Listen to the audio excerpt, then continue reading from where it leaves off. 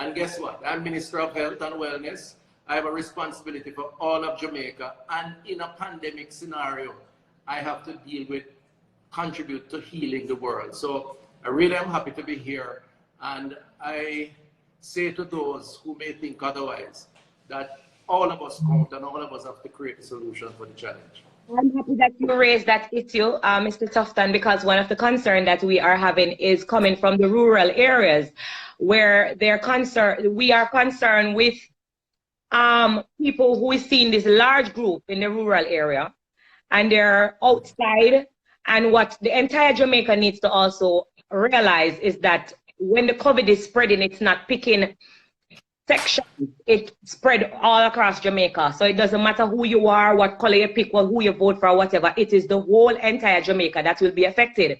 So I'm happy that you raised that. So one of my first questions for you is within the rural area, what are you doing for them to get the necessary information? Because some people are saying, oh, we don't have internet in the rural area. We're not on Instagram. We're not hearing this or we're not hearing that. Well, first of all, I have to really salute our public health officials across the country. We have an infrastructure. We have people in every parish, hospitals, health centers, 320 health centers, 24 hospitals, and every parish is represented. And those persons are on the ground in communities communicating the message. In addition to that, Spice, we have advertising, we have radio, TV. Some person, if you don't watch TV, then you listen to your radio. And you would be surprised how many Jamaicans have a smartphone. A smartphone is essential now.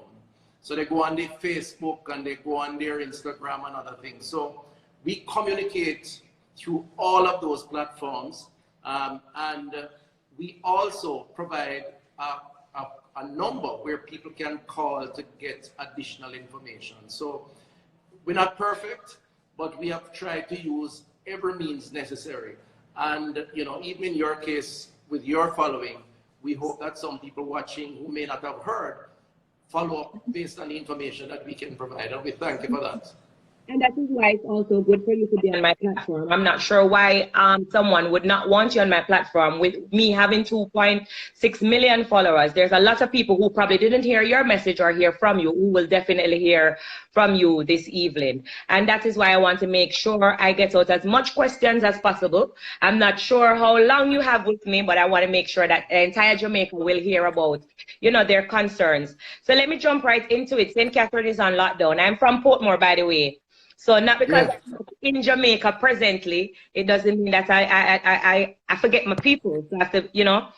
All right, the alphabetical order is not being monitored properly, and a lot of people are concerned about the way how, you know, the government says you go out in alphabetical order. What is happening? There's a lot of chaos in Portmore. They're not practicing social distancing when they go out to do the shopping. What measures, what can we do to stop the whole jumble up of the shopping that is going on in Portmore? Because what I think I asked before I come, I got a lot of DMs as well. They say that there are police officers out there, but they think the police officers are there to make sure that there's not any outbursts of anything, but there's not someone that's physically making sure that at, you know, 65 and older is there at this time. If your name is not N to H or however they do it, like everybody's just going out, waking up early in the morning and going out there. So first of all, Spice, and I appreciate that question, and you have a point. I mean, there are some long lines, particularly that relates to food shopping versus at supermarkets and so on. And that is as a result of some of the restrictions imposed. If you allow me, I want to first of all explain that the government of Jamaica, and this is not just my decision, we have the Honorable Prime Minister Andrew Holness, who is providing great leadership. The cabinet, we deliberate on these things, we discuss it. The reality is that we have had an issue in St. Catherine with the coronavirus, where we had one institution with approximately 1,000 employees, most of whom are from St. Catherine, and there has been an outbreak within that organization. The virus is very, very contagious, meaning that it spreads very easily. If I talk to you and I am too close to you, you can pick it up. And of course, you go home to your family members, your friends. So the lockdown was a result of us thinking that the way to try and control it is to discourage movement. Now, I want to say that people need to understand that the last time we had such a public health issue was 100 years ago. That was the Spanish flu in 1918. The world has never seen this. So we're learning as we go along. But we believe that the decisions that we have taken was the right one. Now, we are prepared to review, and the Honorable Prime Minister, I know, in his meeting on Monday with the Cabinet, will review the measures. But we feel that if persons observe what was told to them in terms of the alphabetical order, then we would not have had this kind of rush. So the truth is, some people not observing it. Now, the police and others who are there are supposed to give guidance, and they are doing some of that, and as well as managing the movement. We are going to have to look at it again. We believe that the vast majority of persons are getting ahead, but the rush is happening in some places, and what we're going to have to do is look at it and see how we can restructure it. But it is a learning experience for us too. And I appreciate that. I just glanced at some of my comment, and they're saying it's happening in Spanish Town as well. So we're not leaving out Spanish Town area. It's happening in Spanish Town, Portmore as well. Some people are saying they went to the supermarket at 10 a.m. and they didn't get through at 5 p.m. And somebody also just comments, reduce the size of the group. But however, even if we reduce the size of the group, there are people in Jamaica who are not listening and they're not observing the government orders. So I would like the government to implement that, take that into consideration. So if a police is at the supermarket to make sure that if your last name that starts with M, you're not supposed to be there, then you will be charged. I guess some strict measures need to be put in place, because everybody are going to just come outside and bungle up and create a chaos, and then we're going to blame it for Una like a Una and do nothing, when the truth is all of us are in this together. So you're just one person. So I would hope that moving forward, when they review it, that they will abide to that. Well, this is why I'm enjoying talking to you, because you have your followers, you have people who listen to what you say. We need the message out there in all quarters of Jamaica. And to the extent that you appreciate and understand what is going on, then we appreciate the fact that you're sending that message. But you're absolutely right. Persons need to just listen, try to listen to the directions that we give. Remember, no, no, Spice, this is in your interest as an individual. I'm talking about the people in the community. We don't want any Jamaican, whether in Portmore or Spanish Town, to get COVID-19. We're trying to protect you. So the actions of the government is not about the government. It's about you, but personal responsibility is absolutely critical. And so the message is very important, but following the instruction is absolutely critical. And I can appreciate that, because before I came onto the live today, I make sure to call as much people from Portmore to find out how it was operating, and you know, the feedbacks that I got, it wasn't good. So like 65-year-old person was there with a younger person, and the younger person is arguing that me are going first and me first come, when the truth is that wasn't what the government said. Yeah. So you can't complain when you are not following the orders, because that is going to create a problem. Absolutely. But you know, we're gonna appreciate too that it is a rough period for Jamaica, as it is for the world. Mm-hmm. There is some panic. There is some fear of the unknown. And we kind of have to manage the process in a way that makes us flexible. So I'm not going to blame the people for everything, because I think government have a role to play too. But we are prepared to be flexible. We are prepared to adjust. We are prepared to assess, which is why if it means making some changes around the shopping hours, I'm sure the Prime Minister and the Cabinet will consider it and will take necessary adjustments when the time comes. Most definitely. Here is another issue that they are having now with the shopping and the concerns that they're having. The poorer class of people are not able to buy in bulk, because I made a video and I said, I see people lining up in long lines. You're not practicing social distance. Why are you waiting on the appointed time to run and get this and that? And they're saying, I can say that because I am able to afford to buy in bulk and stay home. What about the people who are like not working now? Is there anything that is being put into place where they will be able to get, I don't know, some form of Support. support. Yes, we have made some some adjustments in terms of providing support for those who are most vulnerable. Yes. The Minister of Finance made an announcement. We had it publicized on all media platforms where persons who were working, who had to be laid off because of the slow time that we're in and the shutdowns and the cutback of businesses that they could apply. Over 400,000 Jamaicans, the last time I checked, applied for that support. And so they will be getting some assistance. In addition to that, members of parliament have been given a little support to help the most vulnerable in the society. But you're right. Part of the reason why we have to keep shopping establishments open, even with the shutdown, is because some people earn to live for one day. Yes. Their earning cycle is very short. So if Right. you shut them down, and they can't buy a week of grocery. Right. So we have to manage that, and that's why. But clearly, the alphabetical thing is a difficulty in some instances because people may be panic buying. And what we want to reassure Jamaicans that you don't need to panic, because it's not like we're going to do something that would make you not have for extended periods of time. So if you don't get it today, you'll get it tomorrow. And that's some message that we have to get out there. Right. And with that, I want to hold you right there. You say if they don't get it today, you'll get it tomorrow. Is it that we need to extend the days and not only give them 2 days? Because here's another issue that they're raising in my DM. They're saying, but Spice, if I should wait on the alphabetical order or wait on my turn, the amount of people who live in maybe St. Catherine, they may feel like by the time them reach, everything is done. The supermarket don't have enough food to last or to serve them. So they're panicking and they're trying to rush to make sure that they have the little to eat. Right. So those are... I want to clear that up if I may, because part of even with the restrictions, we do allow the suppliers of food. So the bakers of bread, the manufacturers of flour and rice, the juices, we do allow them the flexibility to keep manufacturing or producing and to deliver. So it's not a case where, because St. Catherine is on lockdown, if the supermarket sells off all the bread today, they won't have any bread tomorrow.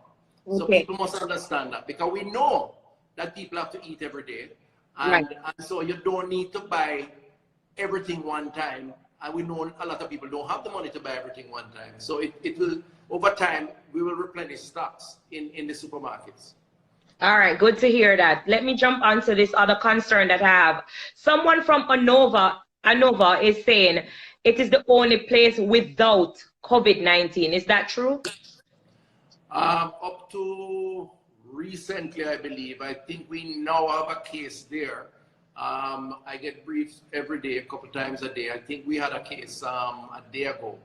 The truth is that the COVID-19 is now in every parish across the country in different numbers. St. Catherine and the Kingston and St. Andrew area are the largest numbers of COVID-19. That's the biggest population of the country in these parishes.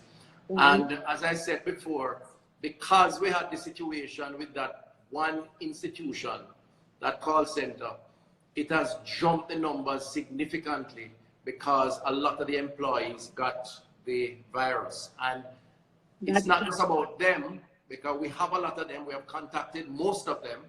It's about when they go home, their family members, when they go to play football, when they go to church, when they go to wherever. It spreads, so we have to keep things quiet so we can control it, which is why we have the lockdown. I was just going to raise that issue about the Olorica workers, because a lot of people are saying the people who work there in Portmore, St. Catherine, doesn't necessarily mean that they live there. So why isn't there a lockdown in Kingston area as well? All right, good question, Spice. Good question. The vast majority are from St. Catherine. I mean, I looked at the numbers. Of the almost 800, I would say about nearly 500 are from St. Catherine. Then you have the next most are from Kingston and St. Andrew. And then you have sprinklings in Clarendon and a couple other places. So while we could have locked down the other places, again, our intention as a government is not to create disruption across the board unless it is absolutely necessary. So what we're doing with the public health officers is contact tracing those people in KSA, but we felt it was so big in St. Catherine, we had to take that decision. Remember now, we had also done the same for 7 and 8 Mile Bull Bay, because that community we felt was exposed. We opened that back up. We did the same thing in Cornpeace in Southeast Clarendon. We just opened that back up. But wherever we think the virus is dominant and it is spreading, anywhere in the world you go, the approach is to stop movement for a while, identify the people who are vulnerable, and then treat those people by quarantining them or isolating them. That is how you're going to manage it. Okay, all right. Walk me through the process, because a lot of people are scared to go into quarantine. So I'm going through my Instagram page, I'm going through my DMs, I'm hearing from the people on social media. Walk me through the process, because what is happening when the government come out and say St. Catherine is on lockdown, you have a lot of people who call them family at St. Thomas, them call them family at Montego Bay. They want to move because they don't want to be locked down. And then some people who may have been exposed, like they know within themselves that maybe they went to that call center, they don't want to come in to be quarantined. Can you walk me through the process, because I'm not sure why people are feeling like it is a deadly process. What happens when you go into quarantine?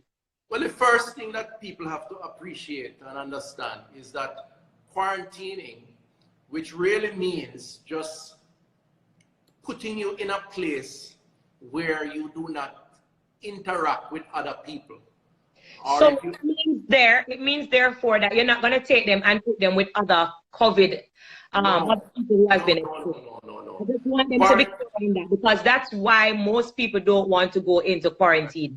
So remember now, Spice, you can quarantine someone at their home.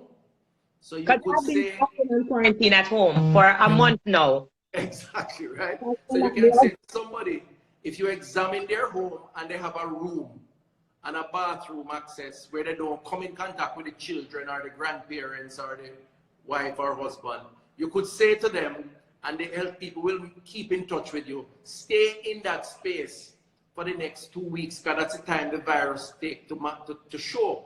You could then quarantine also in a government institution, and we have several of them around the country.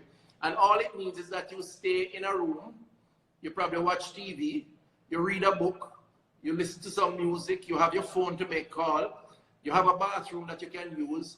But the restriction, the major issue is that we don't want to expose you to others, because if you have the virus, the others will pick it up. So we're trying to protect you and protect others around you, your loved ones, your family members. And then we can also treat you if you have symptoms and signs, and then you move to isolation. Now, the difference between isolation and quarantine is that isolation is when you show that you have symptoms, you have the cough, you have the fever, you have the virus. If they test you, they put you in a hospital and they treat you so you can get better. Some people are isolated at home in countries like where you are and in England and so on, because there are so many people with the virus. They make some of them stay home and treat them at home. Right now, we don't have as many, so we treat most of our positives at hospitals. But it's not a bad thing. It's really to protect you and to get you well, and so you don't infect other people. All right. My next question is, since many people have been laid off, I think we spoke about that already. Okay. And you said that the Minister of Finance is making some support for that. Right. Do you have an interest in any PBO?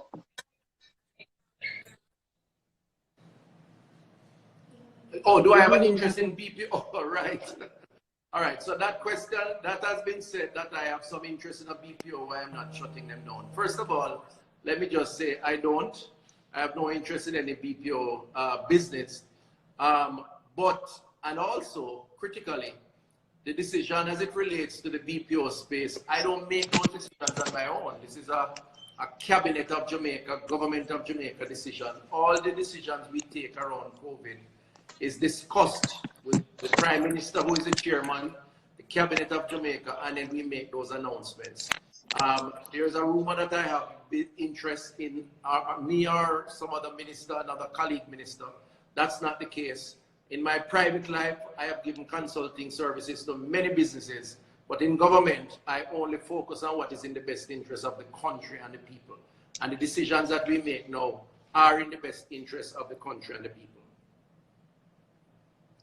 All right, someone is asking, well, I'm not sure if this question would be for you or the government, but they're asking about the fixing up of the national arena instead of fixing up the already existing hospital, because there is not enough, I guess. Right. I think I'm having some. Right. So what happens, Spice, is that we expect, just like in America and in other parts of Europe and the world, that a lot of people will get the virus. As I said to you before, that this virus, the last time the world saw a virus like this was in 1918, the Spanish flu, and the Spanish flu killed 60 million or more people across the world. The way they had to deal with it was the same thing we're doing now. Social distancing, staying away, shutting down, stopping movement. But the fact is, because of the numbers of people who will get ill, we have to set up our hospitals to accept them, but we don't have enough hospital beds to deal with all of them. So the national arena is being retrofitted, meaning we're transforming it for a while into a hospital by putting in partitions, putting in beds, and we're doing that to prepare for the possibility of a lot of people having the disease. Because as a country, as a responsible government, we don't want people to have it and they can't get medical service. And the truth is, many countries in the world are doing that. If you look in Europe, you see people transforming arenas into Most hospitals. Definitely. They're doing all of that stuff, so that we're not the only people doing it, but we have to do it for our people because we want to make sure that we are prepared just in case that we need it. And when it passes, we will we go back to normal as people would expect. Someone is asking, how many respirators does Jamaica have? All right, so we know we are just about 100 or a little over 100. That is a target that we had set for ourselves, because based on how we think the virus will spread and the number of people who will need hospitalization and those who will be serious to require a ventilator, we think that would be a sufficient amount, because different people will come at different times.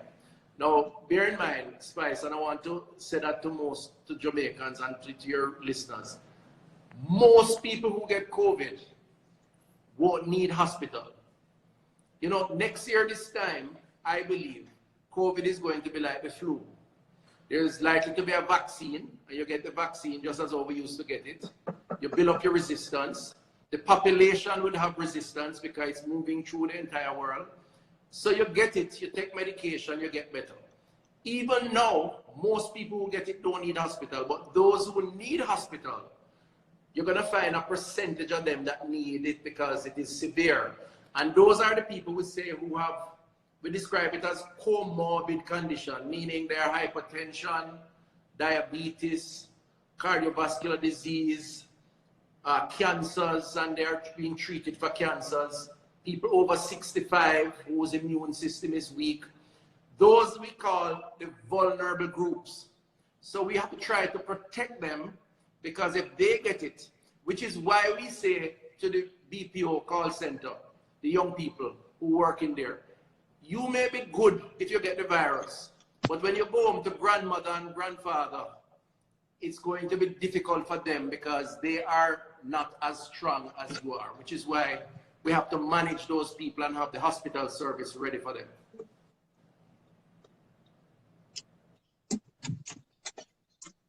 I'm so sorry. I'm so sorry. No, that's fine. I'm so sorry. I'm letting in my little son from the Oh no, that's good. How is it Right. good? I'm here with my kids as well because we cannot return to Jamaica. So let me go ahead and raise that concern that a few people have been asking about the borders, when it will be open. Some are saying they're stuck here in America, their visas will expire, their Well, mother is of age, they need to return home.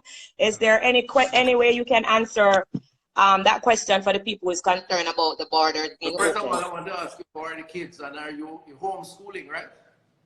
Say that again.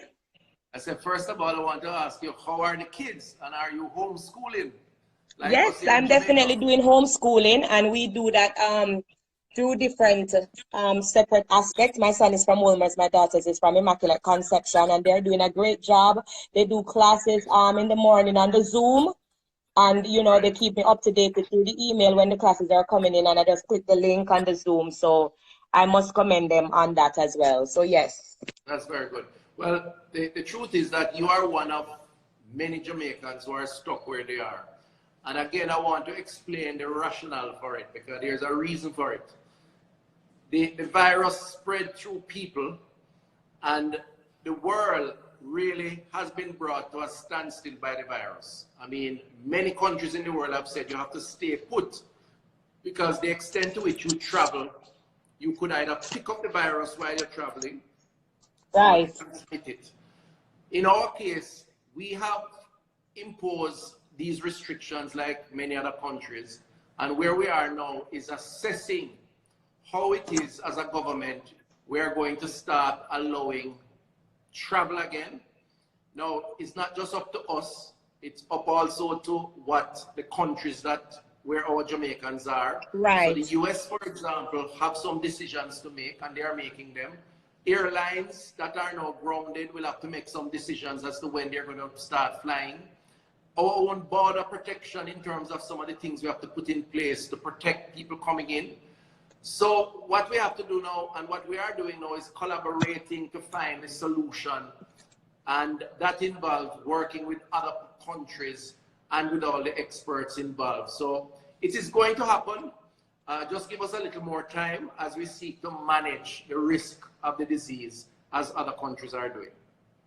I am willing to give as much time as possible because I believe that, you know, the only concern should be that of the people, which is the majority, and that, you know what I mean, your job is keeping Jamaica safe. So, you know, I'm aware of that. It's just that there's a lot of people out there who are complaining about being stuck and can't go home, and I understand their situation. So if you could take them into consideration as well. Some people are saying that someone came in from, is it Turks and Caicos? And Right, they were tested positive for the COVID-19. So right. they are So, now raising some concerns of why this person came in from Turks and Caicos and they are not being allowed and they are Jamaican citizens. right. So in this case, and I'm happy you asked the question because it is on the media now. In this case, that individual was operated on in Jamaica at the University Hospital in the West Indies some time ago. A serious operation. The person has cancer. Person went back home. Now, some of these smaller island spies don't have the facilities. They don't have the specialists, the surgeons, and so on, because they're small. They're like, 20, 30,000 population. So the person went back home, got ill. They tried to correct it there, and they got worse. So the person would have died. So the country contacted back the surgeon in Kingston at UWI. And the university hospital spoke to the ministry, went through the process on compassionate ground with the Ministry of National Security, and they got a permission to be flown in so they can do a second operation. They never knew and did not test until after the operation. They decided to check for COVID. And it is after the operation they realized that the person was positive. So the person was moved into the COVID ward, which we have at the university, and is being treated. But my information is that the doctors were well prepared. They were properly clad. I don't get the impression that anybody was at any major risk.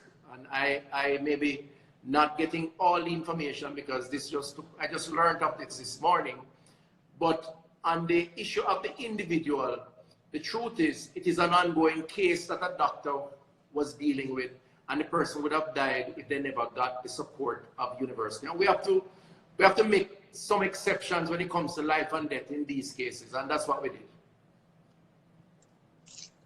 Which is understandable. I must commend you as well, because I believe that you're also risking your life by being out there and doing as much as you can. So you're also risking your life. So I want to thank you on behalf of the people for doing such a great job. I know some of my questions are not maybe of the minister for you, which is, you know, you're the Minister of Health and Wellness, but, you know, I just want to try my best to answer as much as, you know, to get as much answers as possible. Some people are asking about the deportee that is coming in and about the health risk. You know, if there's anything that is put in place, will they be in quarantine? I'm not sure if that question should be for you as well. I mean, it's still health and wellness. They're concerned if they're going to bring the COVID into the country. Who are those people? Sorry, I didn't hear the that. The deportees. Oh, right. No, man, you can ask me the questions, but if I can't answer it, I just tell you I can't answer it. I mean, you know, that's how we roll. We're gonna roll. Thank you so much. We appreciate the time, and I think everybody else appreciates it as well. As you can see, the amount of views we have right now, they really are appreciating this. So thank you so much. No, and thank you. But on the deportees, again, this is a matter that the Ministry of National Security, Minister Harris Cham, and he does take it to cabinet. So all of us discuss it, the Prime Minister, everybody. And it's being dealt with from that level. Now, I can't comment on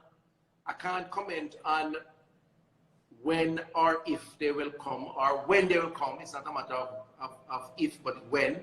But what I will say from a public health perspective, when they come, they are going to be subjected to what we call a protocol or a procedure that will allow us to make sure that they're not coming in with the virus, right? And that's the same quarantine arrangement. So you put into a particular place, you stay there for 2 weeks, your temperature is checked every day. If you have no symptoms or you're tested, because we do the test, we collect the swab or the specimen from your throat and your nostril, run it in the lab. Then once they are free of COVID, then they would be allowed to go in the general population. So our responsibility is not to decide when they come.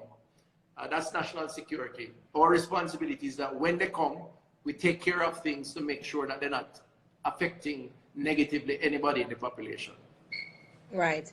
I've been asking you a lot of questions because my DM is full. You can imagine the amount of people who are reaching out to me. Is there anything that I am missing that you want to elaborate on? Something that I probably never asked you that you want to get out to the general public? Well, you know, Spice, thanks for that. Before I go back into the question.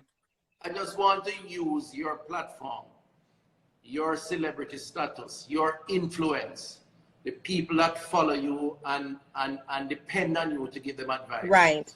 To say that, firstly, this is not a disease that we should panic over, but we should be concerned about.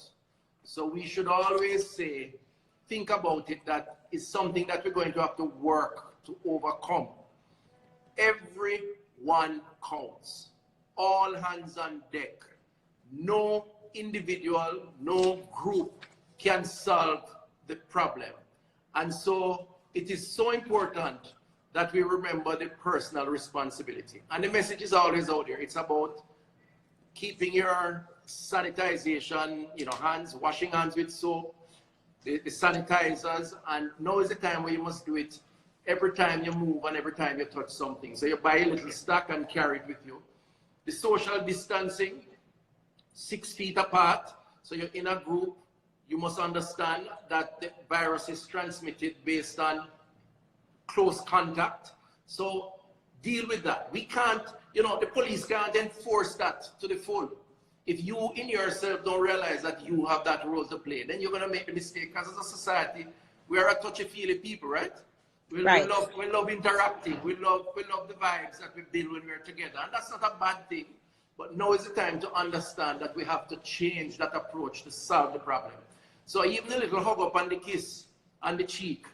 All of that has to change. That is good, and that shows friendliness and warmth. We can't do that now because no is not the time. Exactly. So we have to take a break from that. And then finally, you know, when the government issues some advice about, you know, the lockdown or the curfew and so on, we don't do it to hurt people. We do it to actually protect people.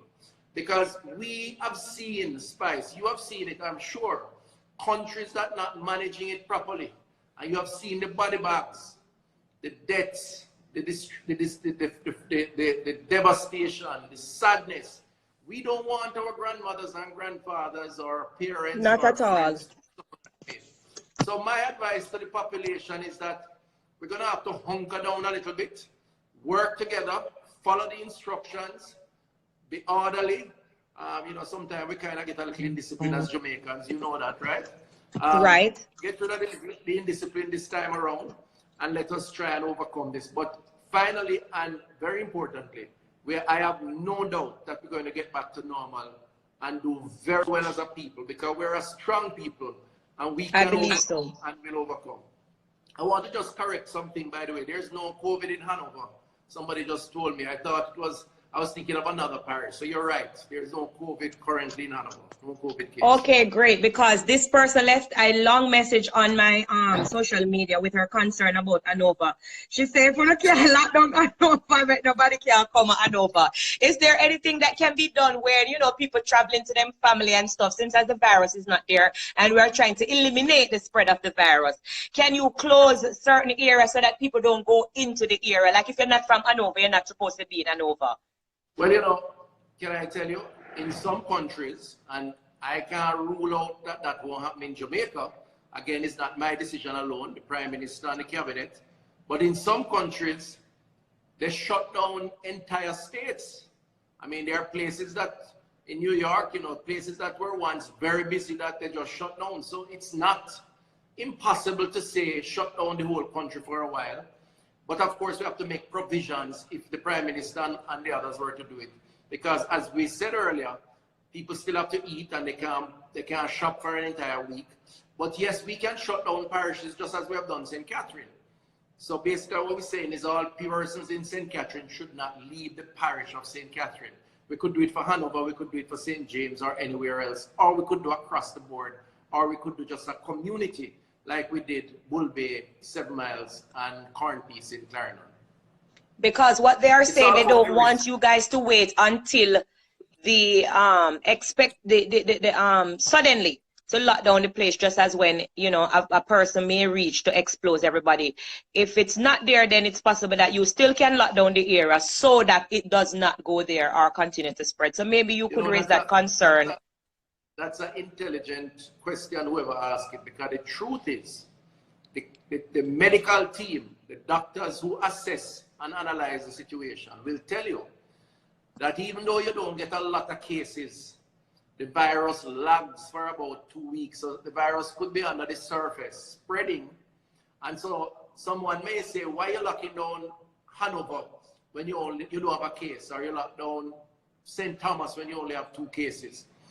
One of the good things about the public health people is that they do something called contact tracing. Contact tracing means once you have a positive case, they track down everybody who was linked to that positive case. Right. They track down where they went, and Jamaican people travel a lot. We move from parish to parish. We're like most definitely, right? We have a girlfriend over in another parish. We have a cousin in the other parish. So someone who is positive, one of the things I've noticed is that when you contact trace all the people they have been in touch with, sometimes all 6 parishes they've got to over the last week. And therefore, they expose these parishes. So even though you don't have a case, the contact trace could show that we may need to take action based on who they have been in touch with and where they have gone. And so we could actually do that because the virus is there, even though it's not showing. How long does it take for you to, after you test for the COVID-19, how long do you take to get the results? So normally we would say within 24 hours, but we could do it within 12. I mean, it depends. We test in batches. So I did my test, by the way, and got negative this week. So congratulations. Thanks. I'm happy to know that. Congratulations. Right. I think it's important that as one on the front line, You know, I have to go out there and motivate the people who are on the ground. And so I put myself at risk, but I understand that's the nature of the work, right? So I did my test, and I must tell you, it's not pleasant, but it's doable. Your test is not pleasant? Yeah, it's not very pleasant, put it that way. But I'm not discouraging. If you have to do it, you have to do it. They put a swab, they call it. It's like a Q-tip that you use to clean your ears, right? And they put it in both of your nostrils, and it goes right up to the back, almost the back of your throat or the back of your head. Wow. So it goes right through the passage, and then they twirl it a little to pick up the substance around here, and then they put one in your throat through your mouth. So when I did the one in the nose here, first of all, I don't really like going to the doctor, right? So I shut my eyes. It's like when I do a blood test, I don't look at the needle because I'm afraid. Right. but when they put it and it hits the back, you know, the nurse said to me, I just want to tell you that you're going to see twinkly stars when it touches the back. It wasn't that bad. It wasn't that bad. But it was a little uncomfortable. It sounds like it bad. It sounds bad to me. So because I don't want to reach to that stage, I think it's best me stay home so that I don't have to be exposed. The staff, the nurses and doctors are amazing. Our Jamaicans. I'm so proud. Can I tell you how proud I am? Let's talk about the people who have recovered, because you have a lot of people who have also recovered. So I want to commend the frontline workers and all the nurses, doctors, everyone in Jamaica. I am extremely proud of the work that they are putting in. So let us talk about the recoveries. And I also have a question I don't want to forget. Meanwhile, you're talking about the recoveries. I want you to also elaborate. When we see, they say Jamaica now has 160 cases and 25 recovered. Is it that I must take away the 25 from the 160? Right. So when we track the 100 and odd cases, and that is all. And that would be the total amount. That's the total amount that have gotten COVID. Okay. Recover we keep as a separate category. So we have just over 20. I think it's about 21 or 22. I need to check, but it's over 20 recovered. And we have 163, I think, the last time I saw. I know we're supposed to get an update shortly. Maybe after this program, I'll get that. And we try to keep the public informed. Now, we have lost, unfortunately, 5 persons. 5 have died. What it shows is that most people recover from COVID-19. Most persons. That's and like good. I said, people who die, unfortunately, are normally the older population and people who have underlying sicknesses. So, you know, as I say, hypertension, diabetes. I mean, we have had a 79-year-old who passed. He had some other conditions. We have had a 40-year-old, but he had some other underlying conditions. Sorry to hear that. So it's so important that if you have a situation already, you have to be extra careful. The kids tend to get through very quickly and easily, but very importantly, one of the reasons why we suspend school is that the kids, while they will overcome COVID for the most part, they are very big spreaders of it, because they, you know, our children, they don't necessarily wash hands and take precaution. They jump and play around and touch everything. Most definitely, and then they bring it home. And they bring it right home and they give it to grandmother, grandfather, mommy, daddy. And so what the history has shown us is that kids do fairly well if they have it, but they spread it very rapidly because they pick it up and they don't observe a lot of the hygiene practices that we say is important.